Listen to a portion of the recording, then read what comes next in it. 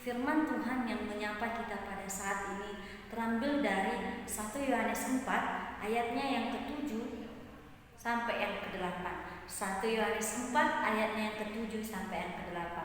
Saya akan membacakannya untuk kita semua. Saudara-saudaraku yang terkasih, marilah kita saling mengasihi, sebab kasih itu berasal dari Allah, dan setiap orang yang mengasihi lahir dari Allah dan mengenal Allah. Siapa yang tidak mengasihi, ia tidak mengenal Allah, sebab Allah adalah kasih. Demikian firman Tuhan.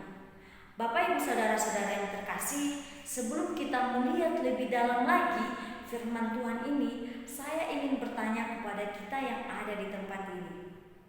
Apakah kita pernah merasakan kasih kepada seseorang, baik itu di dalam keluarga kita, dalam komunitas, dalam persahabatan kita, maupun di dalam pasangan hidup kita?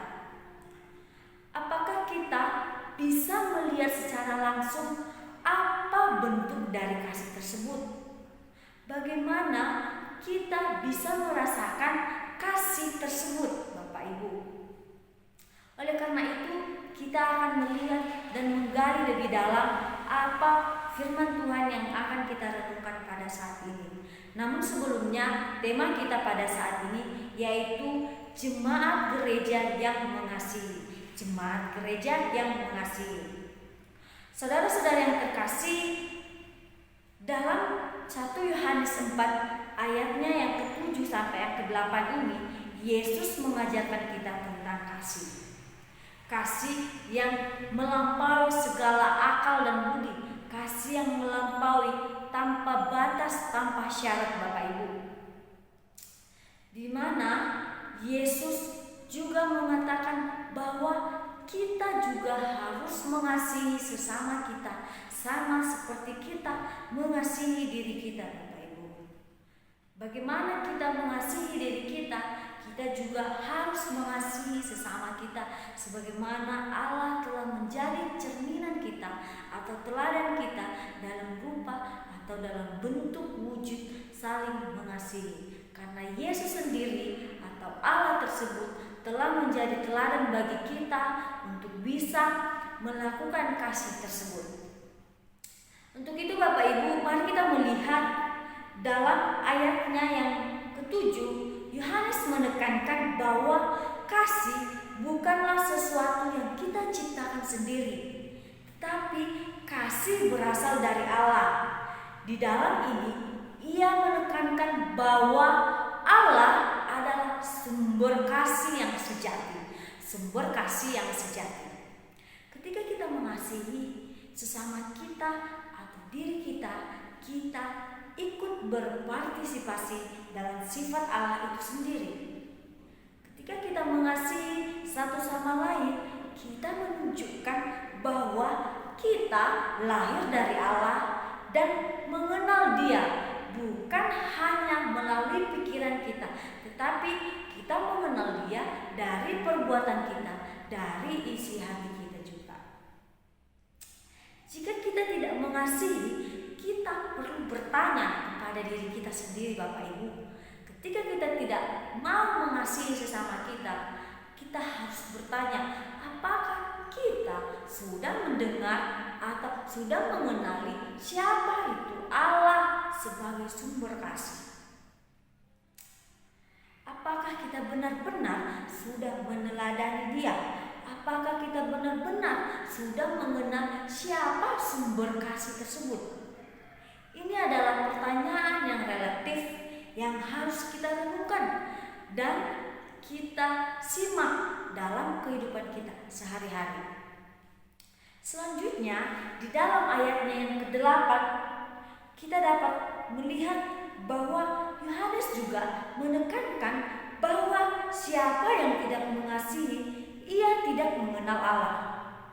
Ini adalah pertanyaan yang kuat dan jelas.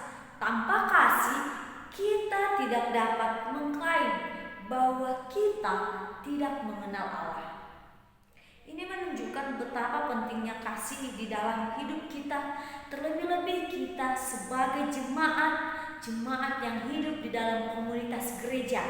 Kita dituntut untuk mengasihi sesama kita, untuk mengasihi orang-orang di sekitar kita, terlebih-lebih mengasihi diri kita sendiri. Sama seperti ketika kita mengasihi Allah kita. Kasih di dalam jemaat tidak hanya melalui kata-kata Bapak Ibu, tetapi kasih harus menunjukkan di dalam setiap perbuatan kita, di dalam setiap tindakan kita dalam kehidupan kita sehari-hari. Ketika kita berbicara tentang mengasihi sesama kita, mengasihi diri kita, kita harus mempertimbangkan bahwa apakah kata-kata yang keluar di dalam diri kita sesuai enggak dengan kehidupan kita, sesuai enggak dengan perbuatan kita. Bukan hanya melalui kata-kata saja, tetapi orang-orang juga dapat melihat, dapat menyaksikan bahwa kita hidup di dalam kasih, bukan hanya di dalam pengetahuan, bukan hanya melalui kata-kata yang keluar, tetapi di dalam tindakan kita, di dalam perbuatan kita, di kehidupan kita sehari-hari. Nah, untuk itu Bapak Ibu, ketika kita berbicara tentang mengasihi, kita juga harus siap membantu setiap orang yang membutuhkan kita. Ketika ia sedang bersuka cita, berduka cita, atau sedang lemah, atau sedang sakit, kita juga adalah orang-orang yang sudah mengenal apa itu kasih. Kita harus membantu seseorang tersebut yang sedang membutuhkan.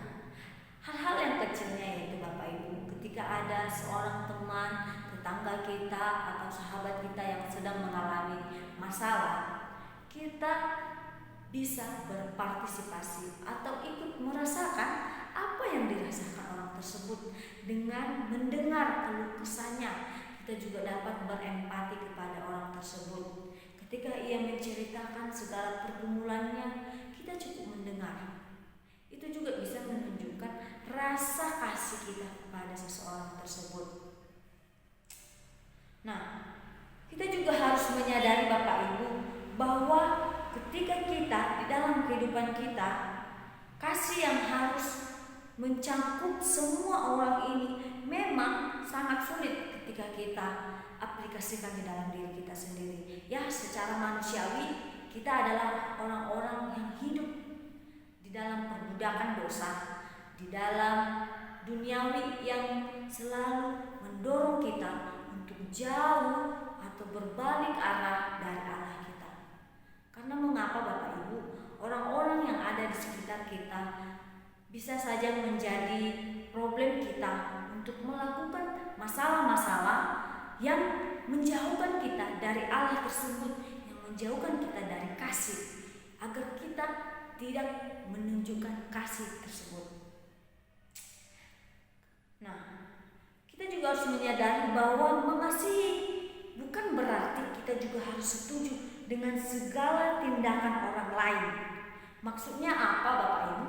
Dalam mengasihi, kadang-kadang kita juga perlu memberikan teguran atau nasihat yang lembut, nasihat yang bisa membawakan orang tersebut bisa berbalik arah kepada Allah kita.